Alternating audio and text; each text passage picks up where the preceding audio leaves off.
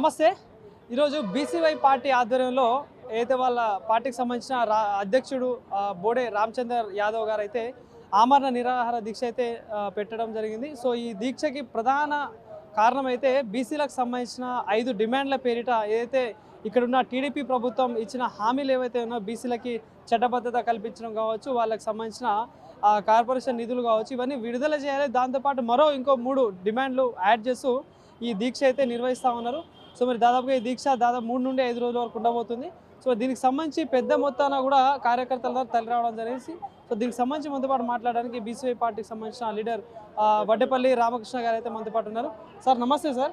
So ఏదైతే ఈ బీసీలకు సంబంధించిన ఆమరణ నిరాహార దీక్ష ఏదైతే మీరు అధ్యక్షుడు ఎవరైతే ఉన్నారో, సో ఏంటి ప్రధానంగా ఈ ప్రభుత్వాన్ని ఏ అంశాల మీద ప్రశ్నించబోతున్నారో ఏం చెప్పదలుచుకున్నారు దీనికి సంబంధించి? మాకు ప్రధానమైనటువంటి 5 డిమాండ్లు ఉన్నాయి. ఈ 5 డిమాండ్లలో రాజధానిలో 1000 ఎకరాలు ఇవ్వాలి అనేది అంటే బీసీ పారిశ్రామికవేత్తలది తప్ప మిగతా 4 డిమాండ్లు కూడా వాళ్ళు ఇచ్చినాయి, కానీ అమలు చేయలేదు. నువ్వు డిమాండ్ చేస్తావు, ఓట్లు దండుకుంటావు, మమ్మల్ని మభ్యపెడతావు, మా చెవులు కుడతావు. ఇప్పుడు మేము ఆయన చెవులు పట్టుకుంటున్నాం. మేము ఆ చెవులు పట్టుకొని ఇస్తవా సస్తవా అని అంటున్నాం. ఎందుకంటే ఇంతకుముందు లాంటి బీసీలం కాదు, మేము చైతన్యవంతమైనాం. మా యొక్క బిడ్డలు బాగా చదువుకోవటం వలన ఈ రకంగా సామాజిక స్పృహ కలిగి ఉన్నారు. మరి నువ్వు ఒక మేనిఫెస్టోలో పెట్టిన దాన్ని 40 ఏళ్ళ ఎక్స్పీరియన్స్ కలిగిన రాజకీయ ఎక్స్పీరియన్స్ కలిగిన వాడివి, అదే రకంగా భారతదేశంలోనే ఒక ప్రముఖ వ్యక్తిగా చెల్లని రూపాయి కాకుండా చెల్లుబాటు అవుతున్నటువంటి వ్యక్తివి నారా చంద్రబాబు నాయుడు, నువ్వు మా యొక్క బీసీల యొక్క హక్కుల్ని నువ్వు నెరవేర్చాలి కదా. ఇంకా ఎంతకాలం మమ్మల్ని మభ్యపెడతావు? మా యొక్క తరాలని, మా యొక్క బీసీ బిడ్డలని, మా యొక్క విద్య, వైద్యము, ఆరోగ్యము, ఉపాధి, ఇండస్ట్రీస్ వీళ్ళన్నింటినీ కూడా ఇంకా ఎంతకాలం మీరు కాళ్ళ రాసి మీ యొక్క బినాములకి మాత్రమే, మీ యొక్క తాబేదారులకు మాత్రమే, మీ యొక్క అడుగులకి మడుగులొత్తే వాళ్ళకి మీరు ఇండస్ట్రీస్ ఒప్పజెప్పడం ఉన్నావు. భారతదేశం వెలుపలికి పోయి నువ్వు ఎన్ని కోట్లు తెచ్చావు, ఎంతమంది తీసుకొని వచ్చావు? ఆయనే కాదు, ఆయన కొడుకు కూడా అంటున్నాడు, కానీ తీసుకొచ్చింది శూన్యం. అన్నీ అపసవ్యాలే. కాబట్టి మేము ఈ ప్రధానమైనటువంటి 5 డిమాండ్లు తప్పకుండా ఈ ప్రభుత్వం నెరవేర్చాల్సిందే. నెరవేర్చకపోతే తగిన గుణపాఠం చెప్తాం. రాజకీయంగా బలోపేతం అవుతున్నాం. ఒకే ఒక వ్యక్తి బోడే రామచంద్ర యాదవ్ యొక్క నాయకత్వంలో ఈ 2 తెలుగు రాష్ట్రాల్లో కూడా మహోజ్వలంగమైనటువంటి ఒక ఉప్పెన రాబోతున్నది, ఒక పెద్ద గాలివాటం రాబోతున్నది. మీరు కానీ బీసీలని మర్చిపోతే బీసీలు మిమ్మల్ని మర్చిపోయేది మాత్రం ఖాయం. అంటే టీడీపీలో ఉన్న ఎమ్మెల్యేలు కావచ్చు, మంత్రులు కావచ్చు, బీసీలలో చాలా మంది ఉన్నారు.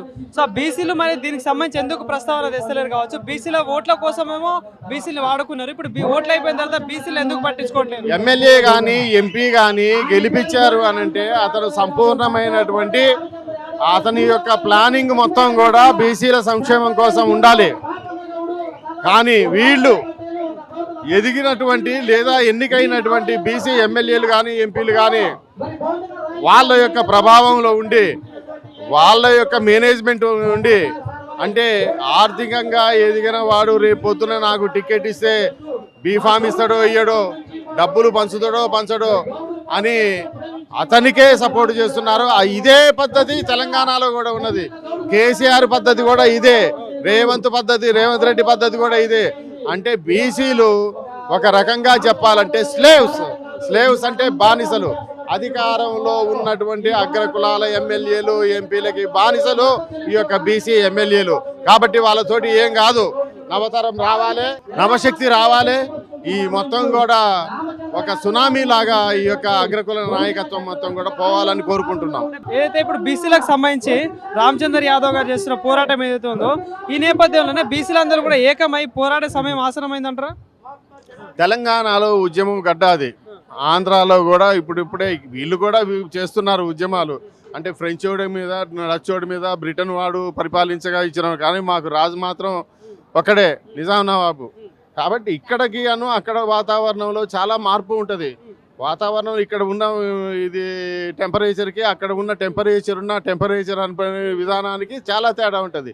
కానీ ఒక్క విషయం మాత్రం గుర్తుపెట్టుకోవాలి, ఇక్కడ కంటే అక్కడ చైతన్యం ఎక్కువని కాదు, అక్కడ కంటే ఇక్కడ చైతన్యం తక్కువ అని కాదు.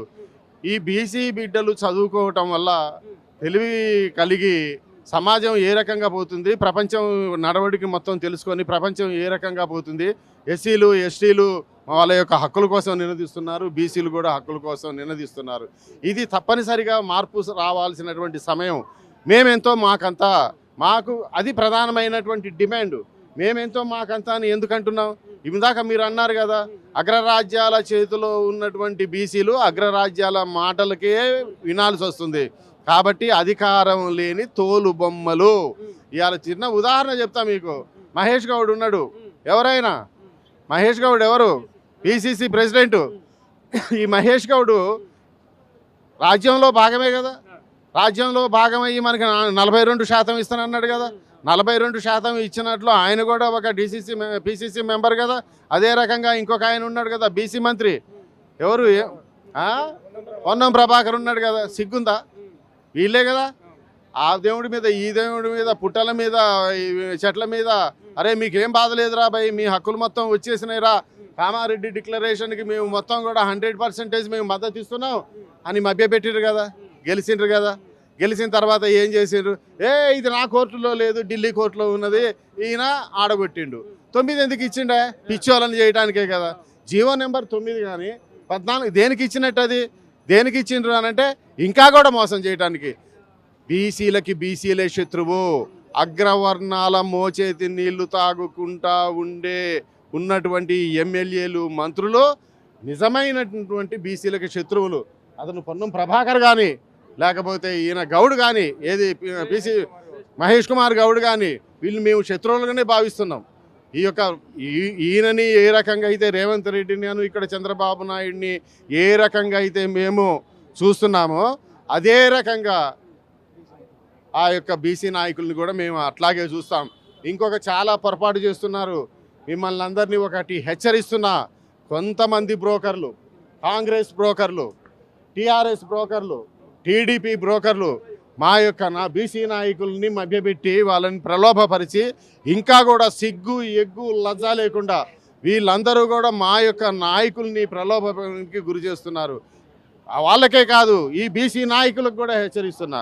మీరు కానీ ఇట్లా కానీ ఉంటే మీరు మీ తరాలకి, మీ కులానికి, మీ భవిష్యత్తుకి, మీ వర్ణాలకి మొత్తం కూడా మీరందరూ కూడా అన్యాయం చేసిన వాళ్ళు అవుతారు.